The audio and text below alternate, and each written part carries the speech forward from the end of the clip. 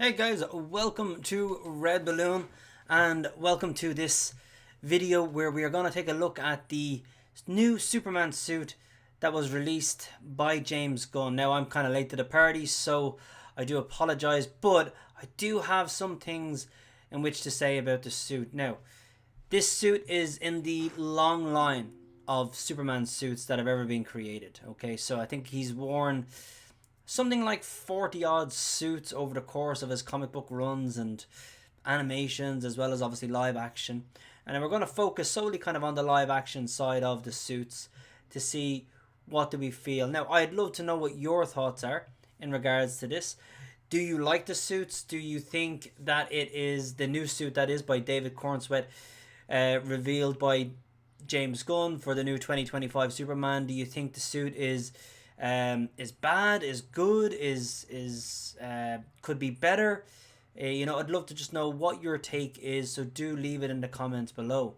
Now, when we take a look at the various different Superman suits over time, it is interesting to see the different kinds, right? So, firstly, when you look back, you see the Christopher Reeves, right, Superman suit. And what I'll do is I'll just change this up a little bit and see if this makes it a little bit better. Right, there we go.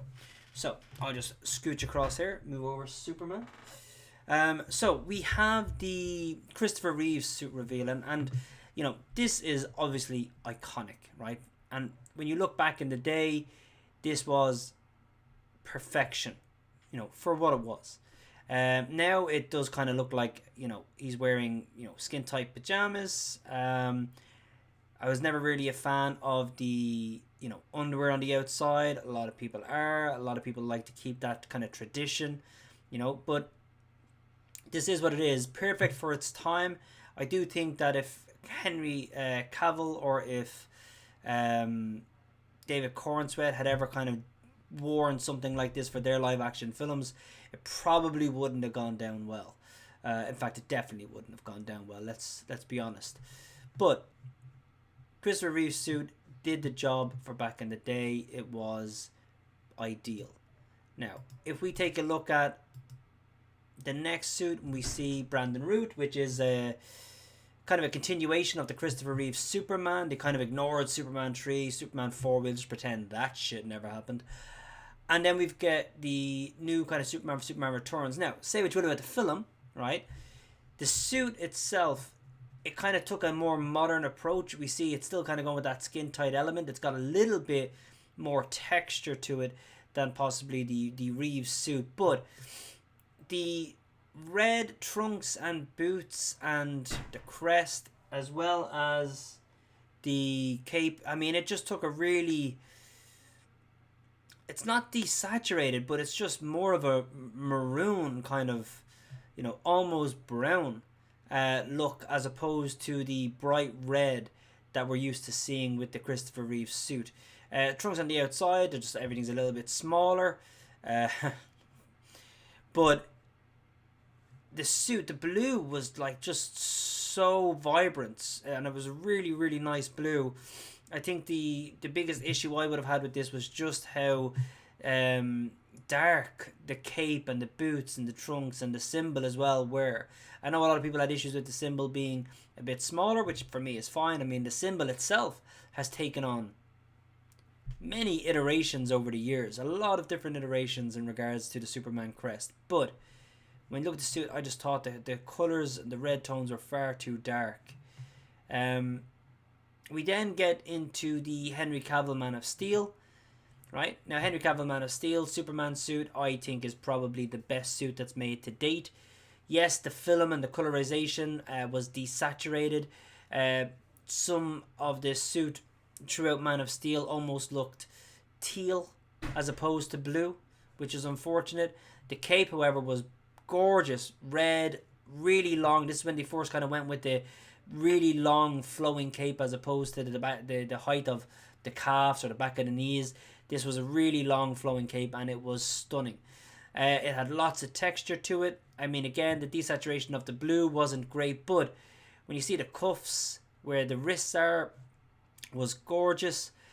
So much so that, I mean, I have the suit here on the figurine, and again, the detail, the textures, it was gorgeous. And the thing about the Man of Steel suit, it did provide a context to it. We see Jor-El in the opening of the film, and he's also wearing a suit. It's kind of like Under Armour, right? They wear it underneath their actual kind of clothes on Krypton, etc. And then obviously on Earth with the yellow sun and their powers, they obviously don't need it as Under Armour. But because it was alien, you could understand why maybe it wasn't damaged. Maybe it was not indestructible, but it was somewhat indestructible. No trunks for the first time, even though in this shot it's hidden very well by shadowing, which made people keep guessing, but no trunks for the first time, and I thought that looked better, more modern, a lot like the New 52 and then Superman Rebirth. But the boots, the red was gorgeous. The crest for me was beautiful. It had Kryptonian symbols going throughout it, again giving it this alien feel. The fact that in his Fortress of Solitude, which is basically just the mothership, you see other iterations of the suit, and you see, we obviously saw the black suit as well. Just really, really gorgeous. Now, the suit reveal, I mean, we see it here in a pose. He's, in the middle of battle. He's showing strength. You got this safe being buckled behind him. So this Superman really just kind of showed the seriousness of it with the suit reveal. It showed his strength. It showed his solid, stoic kind of Superman, very much resembling the kind of Superman we got within Man of Steel. But that takes us then to the James Gunn Superman 2025 suit reveal. And for me, there are good and there are somewhat bad elements to this reveal. I love the pose, right? I love the fact that he's just kind of, like normal human beings. He puts his boots on, one boot at a time. He's getting ready to go to work, to go to the office, because that's what being Superman is. People wondering, why doesn't he look excited? Why doesn't he look like he's really like ready to go, or he looks kind of like this is arduous, like this is really difficult. It is. That's why. I mean, being Superman is hard work, right? When you have serious things going on, it is difficult. It does take its toll. It is not like a 9 to 5, but it's not easy. It's not something to be excited about. Yes, you can be excited being Superman, but it's not something to be excited about when you think of, having to go and do battle. I mean, you can see here with the suit, it's battle damage. That in itself I thought was great, because it shows that he's going to take on damage. The suit itself is not indestructible. The colors are gorgeous. I do like the blue that you see. For context, when you look at the blue, don't look at the arms, because that's all burnt and scuffed and the hair is all dark. It looks like, oh my god, look, he's going with the Zack Snyder darker tone. No, he's not. The knees, the legs, that's the blue tone of the suit. That's the part you can see that's not really damaged. The red is gorgeous. Again, we have a good flowing cape, but we also got the collar. Now, the collar is obviously reminiscent of the New 52 Superman, and it does look great. Another thing I love is the crest. Instead of it being an S, that's a symbol for hope, it's actually symbolistic of an S, right? So it does look like it's actually a symbol first that resembles an S, as opposed to being an S that you're told is a symbol. Right, so I love the crest. Obviously, this is from Kingdom Come, keeping the original colors. So that looks great. The boots look great. The cape looks great. I'm not sure about the fitting of the suit, where it kind of looks like it's, a biker's jacket, where I know it's crumbling and clothes crumble. My shirt, you can see, is crumbling. But I'm not an iconic superhero. You just expect these things to be more fitted, because that's what we're used to. Maybe it's okay that it's not. Maybe it's his pose, right? Because here, right, if you look at the shirt, it looks like it's fitted. But when you hunch over and you're tucking up things, you can see then all the creases start to come about. So we'll wait and see what the suit reveal is like when he's stood up and he's in a heroic pose. Again, when we go back to Christopher Reeves, we can see it's just him in the suit, upright, right? When we look at Brandon Routh, we know it's like the heroic pose again, standing upright, showing off the suit in all its glory. So we'll wait until we see that from James Gunn's Superman. Until then, we're getting a Superman and a suit reveal that's telling a story where he is going through some things and he is about to go and again save the planet. I don't know what's going on in the background. Is this a Brainiac thing? Is it a Parasite thing? Is the green light coming from behind a lantern's ring? Honestly, no idea. I actually don't think it's real, in the sense of it's not a part of the film. This was a photo taken on,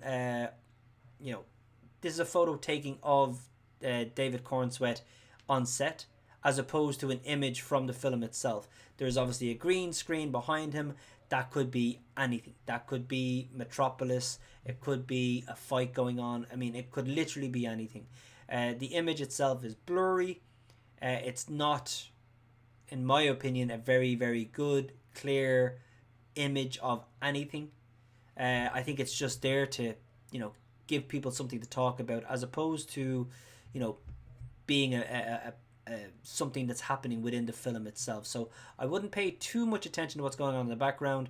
The most important thing here is the suit, the colors, the style, the tone. For me, it has far more good things going on with it than it does bad things. But again, I would love to know what your thoughts are on the Superman suit. How do you feel about this? Guys, we released episode 1 of Little Bastards, and what I'll do here is I will just go back to our screen. We released episode 1 of Little Bastards recently. Check it out on the channel. This is a series where it's kind of reminiscent of South Park, but it's about myself, my friends, Deco, our lives growing up in Ireland, all the kind of shit we got up to in the late 80s, early 90s, and it's all the stories are just exaggerated true stories. So things that happened that are true but completely exaggerated for comedy effect. So do check out Little Bastards. Episode 1 is there, episode 2 is on the way, and we're going to have a reaction video for Deadpool and Wolverine. Just check it out in the videos below. We also have a reaction video for Planet of the Apes, the new film coming out. Check out the reaction below. And again, I will have more videos here in relation to Superman, in relation to the DCU, the MCU, all the things that are going on in movies. So if you are interested in any of that, just keep watching along and help grow this community of like-minded people where we can have discussions in the chat, go back and forward. You can have your say. We'll make live videos as well where we can have a bit of back and forth, as much as we can, just kind of growing this aspect of the channel, while always the main focus will be producing cartoons for you guys. So I hope you liked Little Bastards episode 1. Thanks for watching. I hope you like the new Superman suit, and are looking forward to the DCU, and I look forward to the next time we get to chat. Bye.